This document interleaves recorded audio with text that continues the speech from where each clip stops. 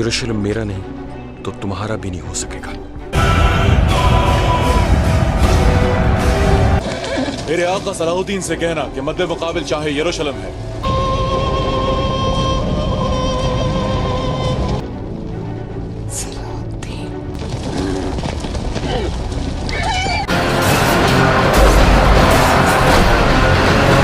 आपसे मुअद्दबाना इल्तिमास है कि ये मामला मुझ पर छोड़ दें। और मेरी दरख्वास्त है कि आप बखैर व आफियत दमिश्क लौट जाएं।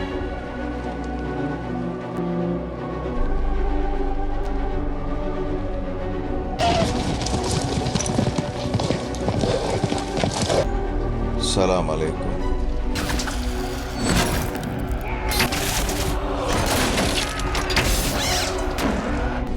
वालेकुम सलाम।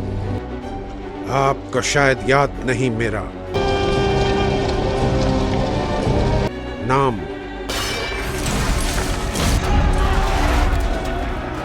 सलाहुद्दीन।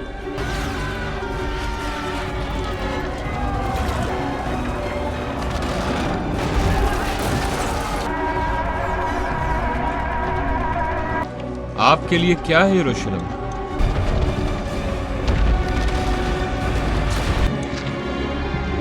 सब कुछ। मशहूर है कि किसी जमाने में बगदाद में एक माहिर बढ़ई रहता था। उम्र के आखिरी हिस्से में इसने एक खूबसूरत मिंबर बनाया। जो भी इस मिंबर को देखता इसकी खूबसूरती को देखते हुए दांतों में उंगलियां दबा लेता। और फिर इस मिंबर की शोहरत फैलने लगी। इतनी फैली कि बगदाद में आने वाले हर अमीर शख्स इस बढ़ई से कहता कि ये मिंबर मुझे फरोख्त कर दो कि इसे फलां मस्जिद को अतिया कर दूंगा।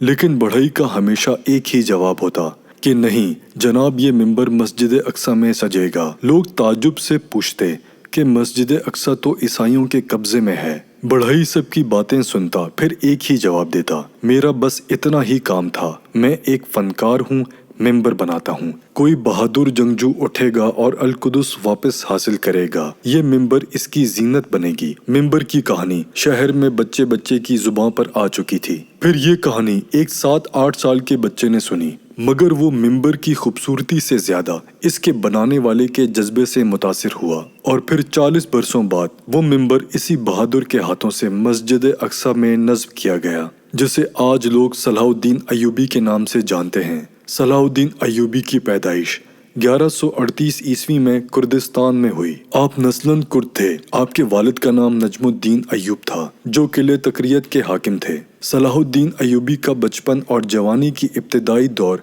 दमिश्क और बाल्बिक में गुजरा। आपने बाल्बिक के दीनी मदरसों और दमिश्क की जामे मस्जिद में तालीम हासिल की। 25 साल की उम्र तक सुल्तान ने गुमनामी मगर पाकीज़ा और बेदाग जिंदगी गुजारी। इब्तिदा में सलाहुद्दीन सुल्तान नूरुद्दीन जंगी के यहाँ एक फौजी अफसर थे। सलाहुद्दीन मिस्र को फतह करने वाली फौज का हिस्सा थे। इस फौज के सिपा सालार आपके चचा शेर को थे। मिस्र फतह हो जाने के बाद सलाहुद्दीन मिस्र के हाकिम मुकर्रर कर दिए गए और 570 हिजरी में इन्होंने यमन भी फतह कर लिया। और फिर नूरुद्दीन जंगी की वफात के बाद सुल्तान सलाहुद्दीन अय्यूबी हुक्मरानी पर फाइज हुए। सुल्तान सलाहुद्दीन की जिंदगी का मकसद अव्वल यही था कि बैतुल मुकद्दस को ईसाइयों से आज़ाद कराया जाए। वही बैतुल मुकद्दस जिसमें रसूल सल्लल्लाहु अलैहि वसल्लम ने तमाम अंबिया कराम की इमामत फरमाई और जहां से आप अर्श तक तशरीफ ले गए। दरअसल बैतुल मुकद्दस तारीखी शहर यरूशलेम में मौजूद है, जिसे हजरत उमर इब्न खिताब ने 638 ईस्वी में फतह किया था। इसके बाद से यरूशलेम इस्लामी सल्तनत में शामिल हो गया। इस्लामी सल्तनत रोज बरोज मजबूत होती चली गई और यरूशलेम मुस्लिम सकाफत और आबादी वाला शहर में तब्दील हो गया।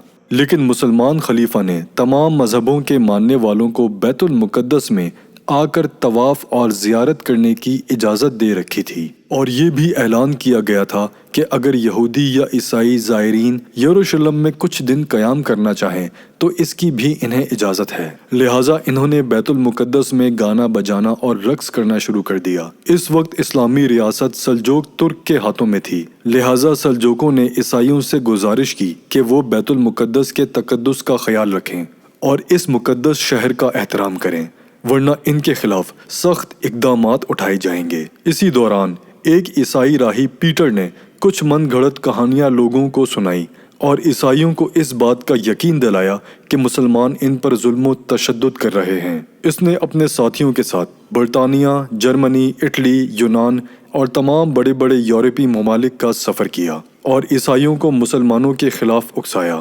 لہٰذا سن 1095 عیسوی میں عیسائی پوپ نے فرانس میں ایک کانفرنس منعقد کی جس میں عیسائیوں پر زور دیا گیا کہ وہ اٹھ کھڑے ہوں اور یروشلم کو مسلمانوں سے آزاد کروائیں۔ انہوں نے اس جنگ کو مقدس جنگ کا نام دیا۔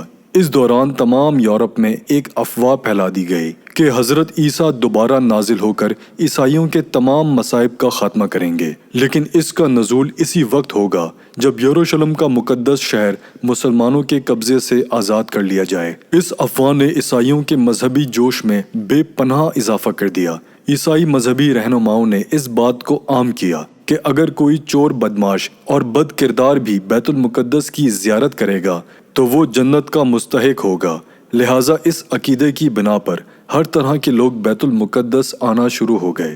اس جنگ میں 10 لاکھ صلیبیوں نے حصہ لیا، لہٰذا عیسائی فوج جتھوں کی شکل میں یروشلم کی طرف بڑھنے لگی۔ یہ لوگ جن ریاستوں سے بھی گزرتے، مزید عیسائی قبیلے کے لوگ ان سے عامل تھے اور اس طرح ان کی تعداد بڑھتی چلی گئی۔ تقریباً پورا یورپ ہتھیاروں سے لیس جوش و خروش کے ساتھ یروشلم کی طرف بڑھتا رہا۔ جب یہ لوگ یروشلم پہنچے تو سلجوق فوج سے ان کا سامنا ہوا، لیکن 40 دن کے بعد سلجوقوں نے ہتھیار ڈال دیے۔ عیسائی حملہ آور یروشلم میں داخل ہو گئے اور مسلمانوں کے خون سے ہولی کھیلی گئی۔ پورے شہر میں مسلمانوں کی لاشیں بکھری تھیں۔ بربریت کا یہ عالم تھا کہ مسلمانوں کو ان کے گھروں کے چھتوں سے نیچے پھینک دیا جاتا اور انہیں زندہ جلایا جاتا تھا۔ تاریخ میں ایسی ظلم و بربریت کہیں دیکھنے کو نہیں ملی۔ مسجد مسلمانوں کے خون اور کٹی ہوئی اعضاء سے بھری ہوئی۔ 8 دنوں کے اس محاصرے میں تقریباً 60,000 مسلمان قتل کیے گئے۔ شہر کو فتح کرنے کے بعد عیسائیوں نے پوپ کو یہ خبر سنائی کہ ہم نے شہر فتح کر لیا ہے اور ہم نے مسلمانوں کا ایسا خون بہایا ہے کہ جب ہم حضرت سلیمان کی عبادت گاہ میں داخل ہوئے تو ہمارے پاؤں مسلمانوں کے خون میں دھسے ہوئے تھے۔ یروشلم پر عیسائیوں کے قبضے کے بعد پوری مسلم دنیا پریشان تھی، لیکن خلیفہ اتنا کمزور تھا کہ کچھ نہ کر سکتا تھا۔ جلد ہی یروشلم پر قبضہ کرنے والے عیسائی فوج کو پورے یورپ کا سہارا مل گیا اور انہوں نے فلسطین، شام اور اردن کے علاقوں پر بھی قبضہ کر لیا، جہاں بے دریغ مسلمانوں کا قتل عام ہوا، عورتوں کی عصمت دری کی گئی اور طرابلس میں مسلمانوں کی اس عظیم لائبریری کو جلا دیا گیا جہاں فلسفہ اور سائنس کے موضوعات پر تقریباً 19 لاکھ کتابیں موجود تھیں۔ لیکن ہر عروج کو ایک دن زوال ہے، لہٰذا حالات نے اس وقت کروٹ لی جب سلطان صلاح الدین ایوبی مصر کے حاکم بنے۔ سن 1186 عیسوی میں عیسائیوں کے ایک فوجی جتھے نے رینجنولڈ کی رہنمائی میں مدینے پر قبضے کے غرض سے حجاز مقدس پر حملہ کر دیا، لہٰذا صلاح الدین ایوبی ایک لشکر لے کر فوراً رینجنولڈ کے تعاقب میں نکلا اور حتیم کے مقام پر دونوں آمنے سامنے ہو گئے۔ لہٰذا 1187 کو حتیم کے اس مقام پر تاریخ کی ایک خوفناک جنگ لڑی گئی جس میں سلطان نے دشمن کے لشکر پر ایسا آتش گیر مادہ ڈلوایا کہ زمین پر آگ بھڑک اٹھی۔ نتیجہ یہ ہوا کہ 30,000 عیسائی ہلاک ہوئے اور اتنے ہی قیدی بنا لیے گئے۔ رینجنولڈ گرفتار ہوا اور سلطان نے اپنے ہاتھ سے اس کا سر قلم کیا۔ حتیم کی خبر آگ کی طرح عیسائی دنیا میں پھیل گئی اور پورے یورپ میں صلاح الدین ایوبی کا خوف بیٹھ گیا، جس میں مٹھی بھر لشکر کے ذریعے 60,000 عیسائیوں کو دھوم چٹا لی تھی۔ حتیم کی فتح کے بعد سلطان نے بیت المقدس کی طرف رخ کیا اور ایک ہفتوں تک خون ریز جنگ کے بعد عیسائیوں نے ہتھیار ڈال دیے۔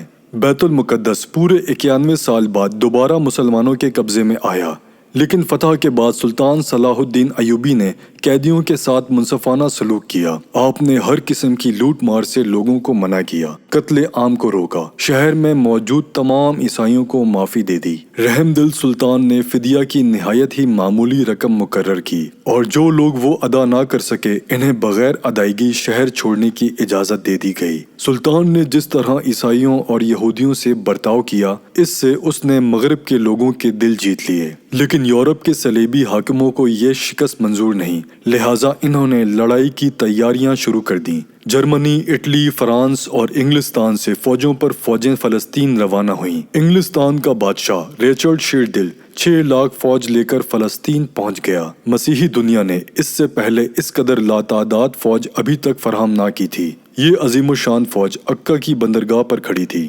انہوں نے عکا کو فتح کر لیا۔ عکا کی فتح کے بعد صلیبیوں نے فلسطین کی بندرگاہ اسکلان کا رخ کیا، جہاں سلطان صلاح الدین ایوبی سے ان کا 12 مرتبہ مقابلہ ہوا۔ اس مقابلے میں سلطان نے جواں مردی اور بہادری کی مثالیں پیش کیں، لیکن چونکہ کسی بھی مسلمان حکومت یا خاص کر خلیفہ بغداد سے کوئی مدد نہ پہنچی، لہٰذا سلطان کو پیچھے ہٹنا پڑا۔ اس دوران میں سلطان نے بیت المقدس کی تیاریاں مکمل کیں، کیونکہ اب صلیبیوں کا اگلا نشانہ بیت المقدس تھا۔ 1190 عیسوی میں تیسری صلیبی جنگ کا آغاز ہوا، جس میں سلطان کے مختصر سے لشکر نے یورپ کے عظیم فوج کا بڑی جرات مندی سے مقابلہ کیا۔ جب فتح کی کوئی امید باقی نہ رہی تو صلیبیوں نے آخرکار صلح کی درخواست کی۔ مورخین نے لکھا ہے کہ جنگ کے دوران بادشاہ ریچرڈ شیردل اور سلطان صلاح الدین ایوبی کا آمنا سامنا ہوا تو سلطان کے ایک ہی وار سے ریچرڈ کا گھوڑا گر پڑا اور وہ مر گیا۔ ریچرڈ بے بسی کی حالت میں کھڑا تھا۔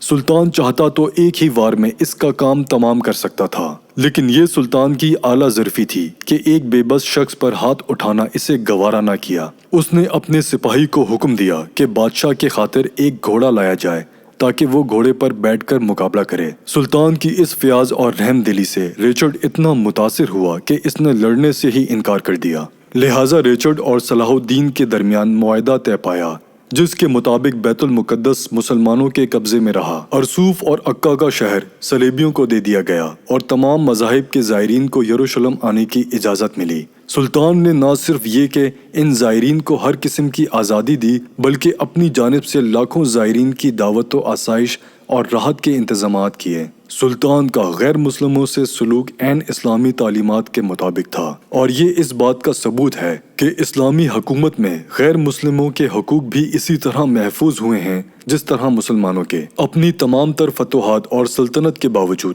سلطان صلاح الدین نے انتہائی سادگی اور فکر کی زندگی گزاری۔ 5 امیر ترین سلطنت یعنی شام، ایران، مصر، حجاز اور یمن کا مالک ہونے کے باوجود ان کا اپنا کوئی گھر نہیں تھا۔ پوری زندگی عام سپاہیوں سا لباس پہنا۔ زہد کا یہ عالم تھا کہ ان کے پاس کوئی زمین یا جائیداد تک نہ تھی۔ پوری زندگی حج کی تمنا میں گزار دی، مگر مالی تنگی اور غربت نے آپ کو اتنا موقع نہ دیا کہ بیت اللہ تک کا سفر کر پائیں۔ سن 1193 عیسوی میں 55 سال کی عمر میں آپ کی وفات ہوئی۔ وفات کے بعد آپ کے گھر سے صرف 47 درہم برآمد ہوئے، جس رقم سے ان کی تدفین تک نہیں ہو سکتی تھی۔ چنانچہ آپ کے کفن دفن کے اخراجات دمشق کے قاضی نے اپنی جیب سے ادا کیے۔ آج وہی سرزمین شام اور سرزمین قدوس، جہاں پر مسلمان پر مظالم کے پہاڑ توڑے جا رہے ہیں، یہ سرزمین آج پھر سے ادھر ادھر نظر دوڑا کر کسی صلاح الدین ایوبی کا انتظار کر رہی ہے۔ تمام امیدوں کے باوجود بھی کسی سلطان کی آمد دکھائی نہیں دیتی۔ القدس جو آج بدقسمتی سے پنجائے یہود میں جکڑا ہوا ہے، آج سلطان کا مفتوح بیت المقدس یہودی تسلط میں کسی صلاح الدین کا منتظر ہے۔ لیل و نہال کی کتنی گردشوں نے قبلہ اول کی آہو قرار سنی ہوگی۔ ظلم و ستم کی یہ سیاہ رات اب بہت طویل ہو چکی ہے۔ صبح امید کی تلاش اب دم توڑنے کو ہے۔ گردش وقت اسی بڑھئی اور بچے کی تلاش میں ہے جو کسی ممبر کو بیت المقدس میں نصب کرنے کا ارادہ رکھتا ہو۔